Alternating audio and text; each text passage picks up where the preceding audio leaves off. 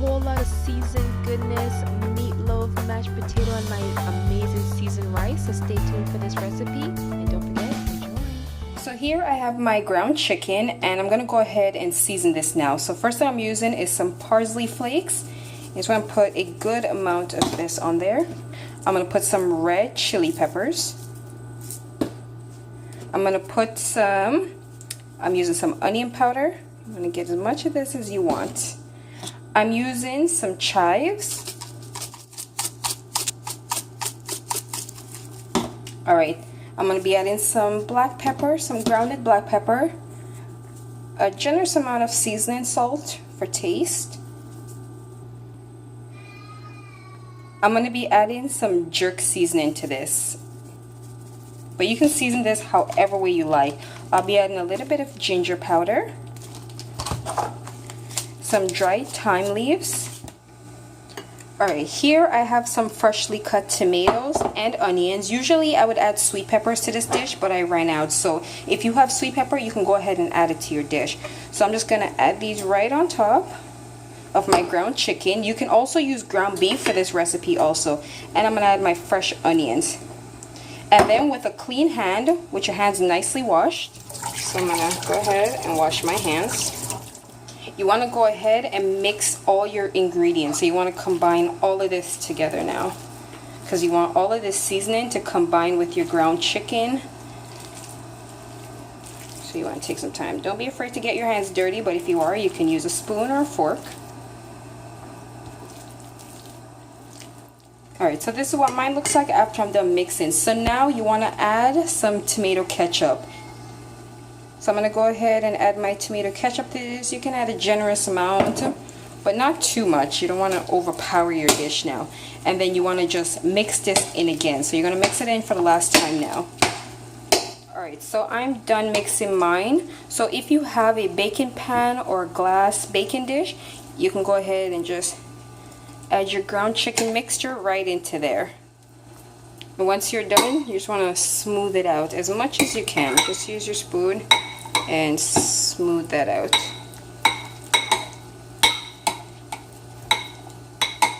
Alright, and that looks good. You can either add some ketchup on top before or a little before it's done. So I'm just going to add a little bit of oil and just move that around so it gets evenly all over there.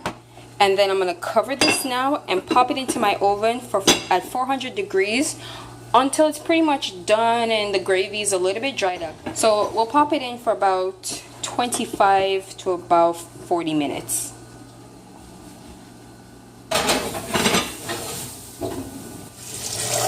So you want to go ahead and put some water in a pot, and then you want to place this on your stove and bring it to a boil. So my water is almost boiling, so I'm going to go ahead and add a bit of salt. Depending on the quantity that you're making, you might need more. So here I have a few potatoes, and what I'm going to do is peel and wash and cut these potatoes up. Alright, so after I've washed my potato in my desired shape, we're going to go ahead and add this to our boiling pot of water. So you want to carefully add those and don't burn yourself. When I'm making my mashed potatoes, I personally like to add a tablespoon of butter to my water. I find that this gives a potato this nice, moist, almost flavored-like taste. And then I like to add my milk while it's cooking. Sometimes if it's too thick, I will add a little milk after I'm finished. And then I taste to make sure I have enough salt in the pot, because it's the salt that's going to give it the flavor. While your potato is boiling, you want to go ahead and season that with the season of your choice. I'm adding a little bit of parsley to mine,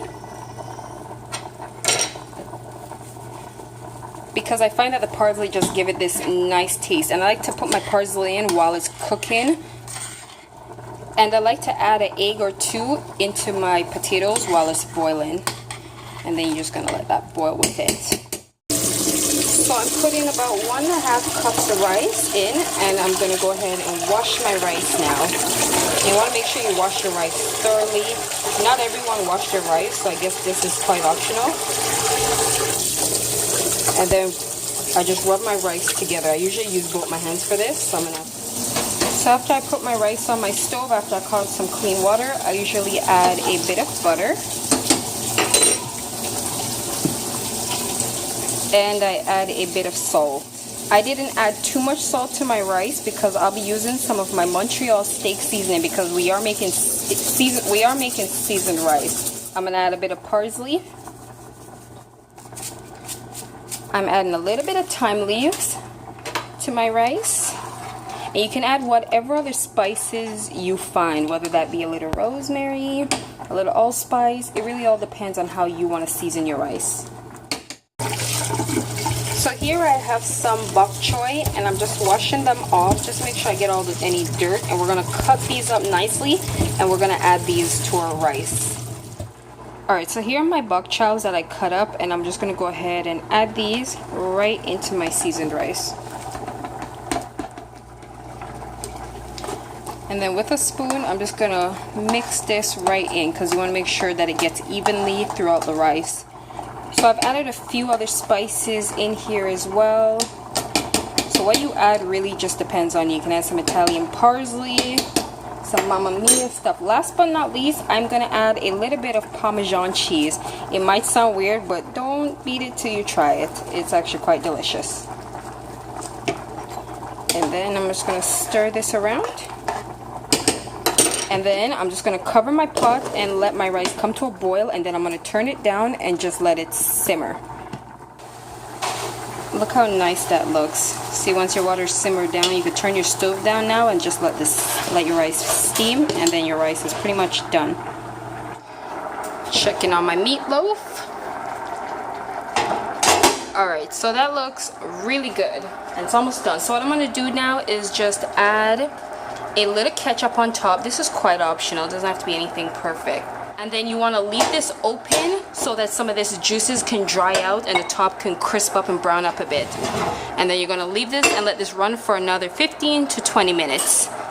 It ran for about 20 minutes so far, and then you're done.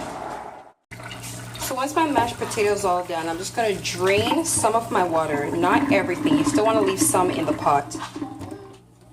Alright, once my potatoes all done draining, I have about a tablespoon of mayonnaise. You can use as much mayonnaise as you usually add to your food. It really depends on what you like. I'm going to add the slightest bit of butter. And then I'm going to add a little tip of milk. Not too much because remember it's already soft.